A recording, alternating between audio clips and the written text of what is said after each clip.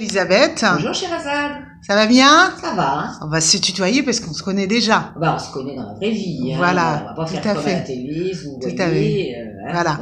bon. Donc, comme déjà dit au téléphone, j'ai pris rendez-vous avec toi parce qu'on est en train de faire notre gazette de l'école et comme tous les ans, on fait le choix d'une association de quartier ou de la ville et là pour la faire connaître à nos enfants qui vont lire notre journal et aux parents. Voilà. Et donc, cette année, on a choisi l'épicerie solidaire parce qu'on a su que ça va s'ouvrir. Ah bah c'est même ouvert Ah, déjà. d'accord. Ah, c'est même ouvert depuis le D'accord. 11 mai. Bon, bah, à travers mes questions, tu pourras répondre à ça. D'accord? Donc, on D'accord. va commencer tout de suite. Et ma première question, c'est pourquoi avoir créé l'épicerie solidaire et surtout, quel a été le déclic pour se lancer dans cette belle aventure? Bah, quel a été le déclic? Surtout, on va commencer par le déclic, hein. Tout à Le fait. déclic, c'est quand je suis revenue d'un de mes voyages en Haïti, où j'étais bénévole pour aller former les enseignants, j'ai rencontré une maman d'élève de Langevin. Oui, parce que j'étais directrice à l'école Paul Langevin, la maternelle. Et quand D'accord. j'étais directrice, je rendais des petits services aux familles. Voilà, je les aidais, je faisais autre chose que l'éducation nationale, voilà. Donc, je rencontre cette maman qui me dit, oh, mais dites donc, vous êtes drôlement bronzée, d'où vous revenez encore, Elisabeth? Moi, je fais ma fierotte, un petit peu ma vantarde, et je lui dis, bah, vous savez bien, je vais en Haïti aider, former les enseignants. Là, elle met sa main sur mon bras et elle me dit, écoutez, Elisabeth, c'est très bien ce que vous faites pour les Haïtiens. Vous avez du courage, mais nous, vous nous avez abandonnés. Nous, on a besoin encore de vous. On se sent abandonnés parce que maintenant, il n'y a plus personne pour nous aider. Pourtant, Elisabeth, vous savez comment la vie est difficile pour nous dans le quartier. Donc, voilà, mais c'est très bien ce que vous faites pour les Haïtiens, Elisabeth. Moi, ça m'a quand même fait un petit choc. Et puis en plus, quand elle a ajouté que je le savais bien qu'ils avaient du mal à joindre les deux bouts, que c'était dur pour eux, et que même à Lidl, c'était cher pour eux, et qu'ils avaient vraiment besoin d'aide. Donc je me suis dit, ben, qu'est-ce que je peux faire pour eux? Et là, j'ai cherché, j'ai fait des recherches, j'ai demandé à des gens autour de moi, et j'ai découvert l'Association nationale des épiceries solidaires, que je D'accord. lui ai appelée rapidement par ANDES, hein, A-N-D-E-S, voilà. Et donc j'ai trouvé que cette formule d'épicerie solidaire, elle était formidable. Et une épicerie solidaire à Villejuif, il n'y en avait pas. Donc Ah j'ai oui. rencontré plusieurs personnes, plusieurs épiceries solidaires, et j'ai trouvé le projet très très bien. On vient faire ses courses en ne payant que 10% du prix, et en même temps on vient participer à les ateliers. Ça évite aussi l'isolement, parce que quand on a des petits problèmes financiers, eh ben, on a un peu de tendance à se replier sur soi-même. Donc l'épicerie solidaire, c'est pas que de venir acheter de la marchandise à pas cher, c'est aussi venir rencontrer des gens, faire des relations, faire des choses ensemble, tous ensemble. Donc c'est ça le rôle de l'épicerie solidaire parce que tu réponds indirectement à ma prochaine Le rôle question. d'une épicerie, voilà, le rôle d'une épicerie solidaire, c'est de pouvoir permettre à des gens qui ont des difficultés financières, qui sont envoyés par les services sociaux, hein, tout le monde ne peut pas venir dans l'épicerie solidaire, ce serait, si j'avais les moyens financiers, je ferais ça pour tout le monde. Mais là, on ne peut pas. Donc, les gens sont envoyés par les services sociaux, ont des petits problèmes un peu particuliers, des problèmes Passager. financiers passagers, et avec l'économie qu'ils vont faire de ne payer que 10% du prix, ils s'engagent sur un projet personnel.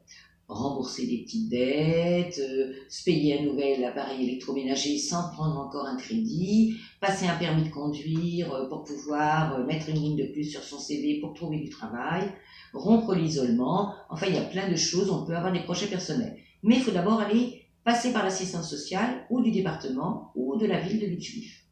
Voilà. Et après, on peut venir à l'épicerie solidaire. Et actuellement, il en est où votre projet? Actuellement, notre projet, tu vois, regarde, fais un petit panorama. On est dans le coin accueil de l'épicerie. Et actuellement, le projet, ça y est, on a ouvert. On a eu un local qui a été mis à disposition par la mairie de Villejuif, qui a été, tu vois, refait, repeint, mis aux normes pour accueillir les gens. Et nous avons une petite subvention municipale annuelle pour nous aider à fonctionner. Nous avons aussi une subvention par le département du Val-de-Marne. Et le projet, ça y est, il est sur les rails. On a déjà ouvert depuis le 11 mai. On a déjà des clients. D'accord. Et donc, vous avez reçu des aides. Est-ce qu'il y a eu des privés aussi qui vous ont aidé? Parce que vous parlez à l'instant des aides du département. On a des aides publiques et on a des aides privées. Pour le public, on a des aides de la mairie de Villejuif, on a des aides du département du Val-de-Marne Et pour le privé, on a des aides de fondation. On a eu, dès les premières heures, on a eu le Crédit Agricole qui nous a bien soutenus, la Fondation SNCF, la Fondation Agir aujourd'hui pour demain, la Fondation Batigère qui nous a donné une très belle subvention.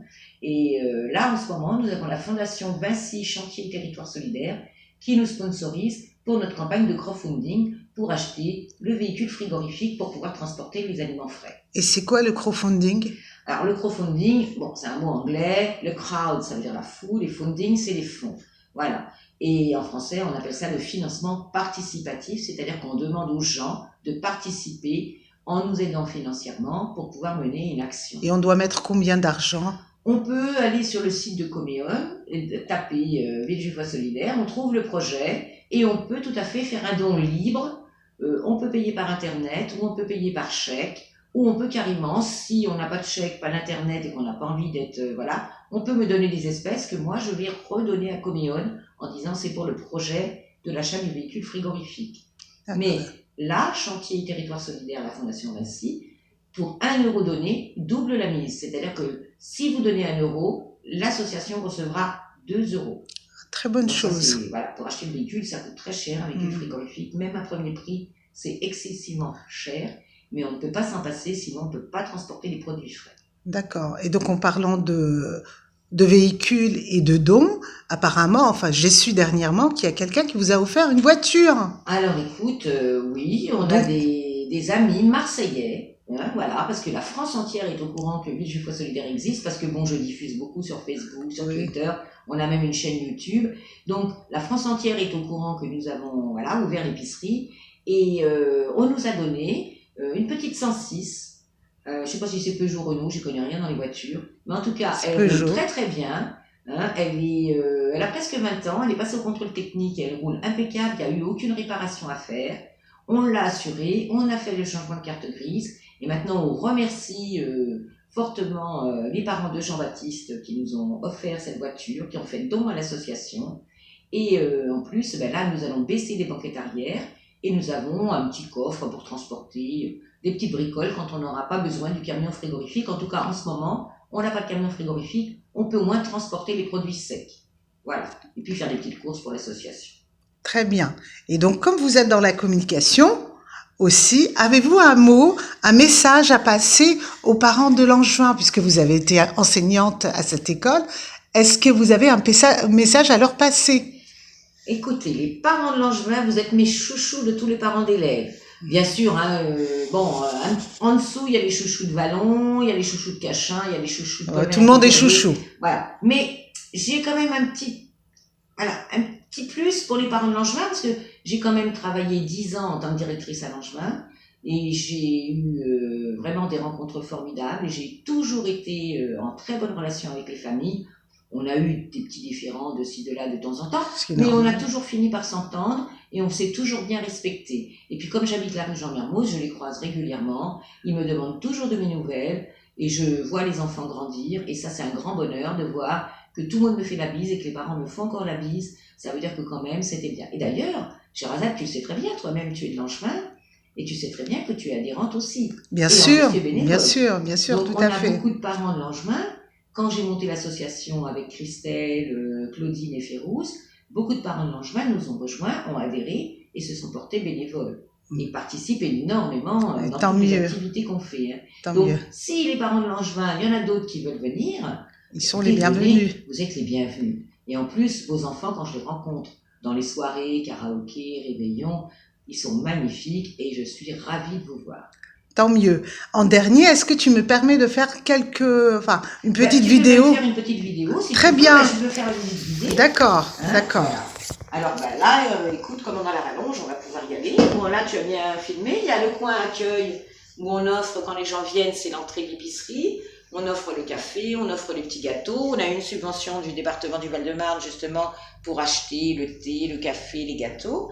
Là, tous les meubles que tu vois là ont été donnés par Gaz de France. Hein, avec la maman d'élève justement de Langevin. Ah oui, Nora. Nora, que nous remercions. Nora, tes chefs et toi, je vous fais la bise. Je vous remercie de tout cœur, car grâce à vous, voilà, on a déjà eu ça au moins à acheter. On a tout installé, tout nettoyé. Et puis là-bas, au fond, tu vois, il y a le coin accueil des enfants, parce que quand les mamans et les papas viennent faire les courses, les enfants, pendant ce temps-là, voilà, ils ont un petit coin jeu, ils peuvent jouer. Et il y a les bénévoles qui sont là justement pour s'occuper des enfants, pour faire l'accueil. D'accord, voilà. Très bien. Donc là, on a des petites revues, voilà, on a des petites revues qu'on nous a données. Voilà, bon, on aura les petites revues, on va demander à la mairie, aux maisons pour tous, les petits spectacles de juifs, tout ça. Voilà, ça aussi, hein, c'est Gaz de France, hein, voilà. Et puis là, on va vraiment dans la partie épicerie. Voilà, là c'est la partie épicerie. Alors, tout ce qui est dans la partie épicerie, il y a une partie, là c'est Gaz de France, et là il y a une partie qu'on a pu acheter, les gondoles, on appelle ça les gondoles, on a pu acheter par des subventions, justement, des fondations qui nous ont aidés.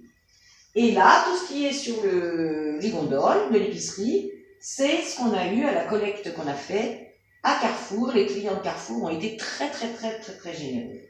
Voilà, donc on l'a rangé, et si tu veux, je peux t'expliquer un peu le fonctionnement des prix. Voilà, si tu peux zoomer un peu là-dessus.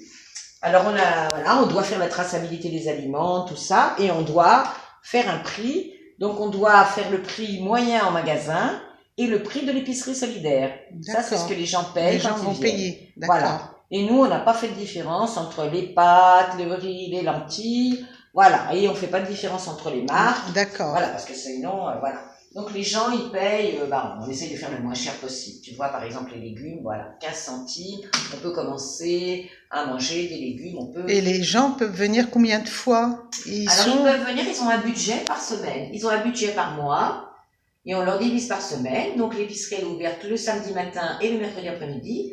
Et si, par exemple, ils viennent le mercredi après-midi, ils n'ont pas utilisé tout leur budget la semaine, ils ont tout à fait le droit de venir le samedi. Et même, il y a des gens qui ont utilisé tout leur budget le mercredi, ils ont envie de nous rencontrer, ils viennent justement, samedi dernier, on a papoté justement avec une personne qui avait pas besoin de course, mais qui avait besoin de envie chaleur. De parler, d'accord. Voilà. Très bien, très bien. Voilà, donc on fait un petit café, on discute. Donc tu vois, tout ça, c'est la collecte alimentaire de Carrefour. De ce côté-là, c'est la nourriture. Et puis de l'autre côté... Et là, c'est un bureau, un autre bureau. Là, c'est le bureau, c'est la caisse. Voilà, d'accord, là, c'est la caisse. Tu reconnais. Bon, on va enlever ça que tu puisses circuler. Maintenant, ça va, il y a assez de batterie. Voilà. Là, tu reconnais encore les meubles de Gaz de France. Hein. Voilà. Et ici, tu vois, là, c'est tout ce qui est produits d'hygiène et d'entretien.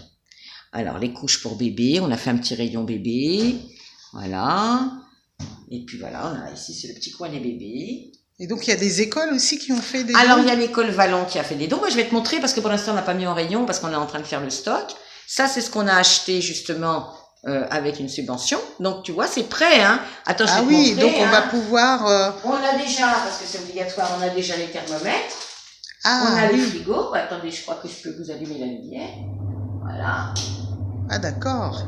Là, c'est en marche. Là, voilà. On a la vitrine réfrigérée. Hein, et puis quand on partira pour garder le froid, on baisse. Ah oui, ça s'en baisse, hein. Très voilà. bien, très bien. Et là, à côté, c'est un frigo, en fait. Et là, c'est une armoire froide pour stocker. Pour stocker, d'accord. On n'a pas encore mis en route, c'est tout neuf, il faut qu'on la mette en... Voilà, on l'a reçue il n'y a pas longtemps, il faut qu'on la nettoie, qu'on la mette en route. Et ça, c'est aussi acheté par une subvention? Tout à fait, c'est une subvention. La Fondation Batigère, avec la Fondation Batigère, on a acheté beaucoup de choses. On a une très belle subvention Bogeta parce qu'il n'y a rien dedans. Oui. C'est pour vous montrer. Parce que là, vous voyez, on voit la température. Il faut faire une certaine température. Voilà, on a déjà les petites lavettes avec le protocole de nettoyage. Et puis, venez, je vais vous montrer la réserve. Hein. Bon, c'est un peu le bazar, hein, parce qu'on n'a pas fini de tout aménager. Mais voilà, ça c'est la collecte de Carrefour. Tout ça. Tout ça, c'est Carrefour. Là, tu peux avancer, hein, tu vois. Et puis tout ça, c'est l'école Henri Vallon. Quelle générosité, je vois. Franchement, jusqu'en bas, c'est très bien. Il y en a dans les caisses, il y en a partout. Et puis tout ça, ça c'est le Val-de-Marne, hein, qui nous a pour le coin accueil des familles. Voilà, puis on nous a encore donné des choses, là, alors il faut que je le mette, voilà. C'est pas répertorié, donc il faut que je mette ça sur l'ordinateur pour pouvoir le mettre là. Et après le mettre en magasin. On a acheté des caisses pour ranger un peu parce que c'est pas très grand. Il faut du rangement pour... Et on a acheté des étagères aussi qu'il faut installer. Donc les bénévoles, je vais leur demander de venir un samedi ou un dimanche parce que là c'est... Il y a du boulot. Ah Le travail ne manque pas. Hein. Je suis à la retraite et ma fille me dit que j'ai jamais autant travaillé de ma vie. Hein. Bien sûr. Ouais, bah oui, mais bon, quand on aime, on ne compte pas.